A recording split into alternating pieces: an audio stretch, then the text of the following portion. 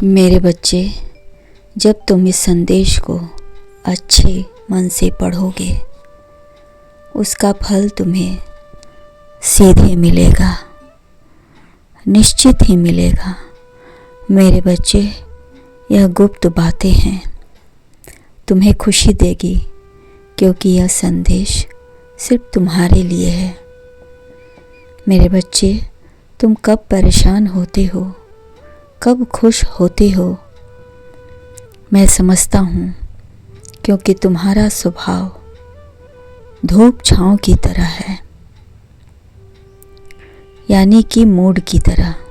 जब तुम्हारा मूड होता है तो खुश होते हो, और जब तुम्हारा मूड दुखी होता है तो तुम दुखी रहते हो। तुम एकदम मूडी स्वभाव के हो। मेरे बच्चे, तुम इस संदेश तक यूं ही नहीं पहुंचे हो। यह कोई साधारण संदेश नहीं है, बल्कि यह तुम्हारे जीवन की दिशा बदलने वाला संदेश है। इसे अनदेखा करके अपने जीवन की भूल मत करना, नहीं तो पछताओगे। मेरे बच्चे, बल्कि यह तुम्हारे जीवन की दिशा बदलने वाला है। समय ने तुम्हें यहाँ लाकर इसलिए खड़ा किया है ताकि तुम इस स्थिति को समझो, क्योंकि अब वो घड़ी आ चुकी है जब तुम्हें उन बातों को समझना है जिसे तुम पहले नहीं समझ पाए थे। जब तुम उन्हें जी रहे थे, यूं ही मजाक में गंवा रहे थे, किंतु अब तुम सीरियस हो जाओ, क्योंकि अब वह पल आ चुका है जब तुम सत्य को पहचानना है जो अब तक तुमसे छुपा हुआ था। मेरे बच्चे, अपनी तीसरी आंख खोलकर मेरी बात समझने की कोशिश करो। तुम्हारी इम्तिहान की घड़ी अब समाप्त हो रही है और तुम अब उस मोड़ पर खड़े हो जहाँ से तुम्हारा नया स्वरूप, नया सफ़र शुरू होगा। और यह तभी होगा जब तुम इसके लिए तैयार रहोगे। सुनो मेरे बच्चे, तुम पहले से कहीं अधिक मजबूत नजर आ रहे हो।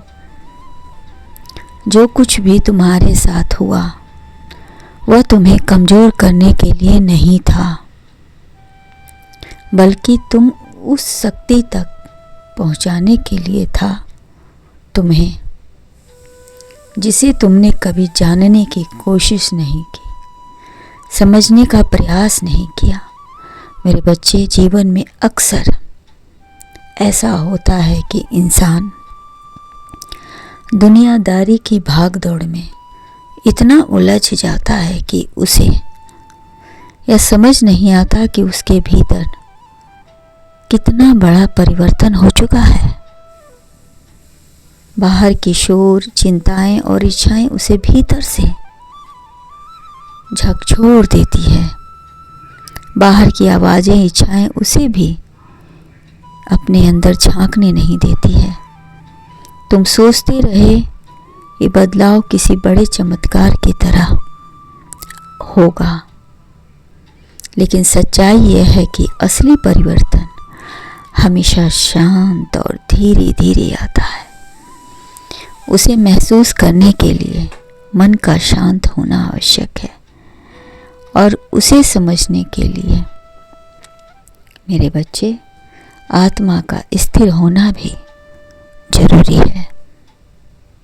मेरे बच्चे, जब तुम रुककर अपने जीवन को ध्यान से देखते हो या देखोगे, तब तुम्हें समझ में आता है कि तुम्हारे साथ जो कुछ भी व्यर्थ नहीं हुआ है, जो कुछ भी हुआ व्यर्थ नहीं था, और ना ही कुछ व्यर्थ गया।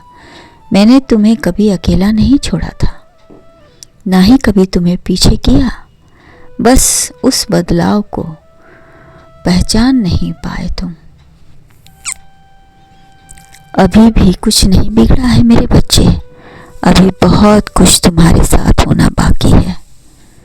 जो तुम्हारे भीतर आकर आकार ले रहा है वह तुम्हारी कल्पना से अलग है। याद रखो, जब तुम मुझे शक्ति मांगते हो तो मैं तुम्हें ऐसी स्थिति में डालता हूँ और तब मैं देखता हूँ कि उन परिस्थितियों से तुम खुद धीरे धीरे बाहर निकलते हो। उस स्थिति में जो तुम्हें बाहर निकालता है वह मेरी ही शक्ति है, जो तुम्हारी सहायता करती है और तुम समझ नहीं पाते हो। इतनी सी बात जहाँ तुम्हें ताकत को पहचानना पड़ता है। और जब हम प्रेम की इच्छा रखते हैं तो कभी कभी तुम्हें किसी को खोने देना होता है ताकि तुम स्वयं से प्रेम करना सीख जाओ। और जब तुम स्मृति की कामना करते हो तो कभी कभी तुम्हें अभाव का सामना करना पड़ता है ताकि तुम समझ सको कि सच्ची पूर्णता भीतर से आती है। मेरे बच्चे, तुमने वह सब कुछ सहा है जो तुम्हें कमज़ोर नहीं बल्कि मजबूत बनाता है। तुमने हर कठिनाइयों को पार किया है। भले ही कई बार तुम्हें लगा कि अब आगे बढ़ना असंभव नहीं, लेकिन हर बार उठे हो क्योंकि तुम्हारे भीतर विश्वास जीवित है। यही विश्वास तुम्हें यहाँ तक लेकर आया है। बहुत से लोग इस परिवर्तन को स्वीकार कर नहीं पाते हैं। मैं समझ नहीं पाते हैं कि यात्रा का अंतिम चरण संघर्ष नहीं बल्कि स्वीकार करने का होता है। क्योंकि जब मैं तुमसे कुछ लेता हूँ तभी तो मजबूत होते हो। उस खालीपन को भरने के लिए तुम खुद उस स्थान पर कार्य करते हो ताकि वह स्थान सदा भरा रहे। तुम टूटे नहीं हो बल्कि और भी मजबूत हो गए हो। जो कुछ भी घटना घटती है वह सब तुम्हारे भले के लिए ही होता है। जीवन चक्र इसी तरह चलता रहता है। इसे अंत नहीं बल्कि नई शुरुआत समझनी चाहिए। अब जो भी लोग तुम्हारे जीवन में आएंगे तुम्हें नई दिशा देंगे। इसके लिए तुम्हें पहले से ही तैयार रहना चाहिए। तुम हारे नहीं, मजबूत हो, खुश रहो।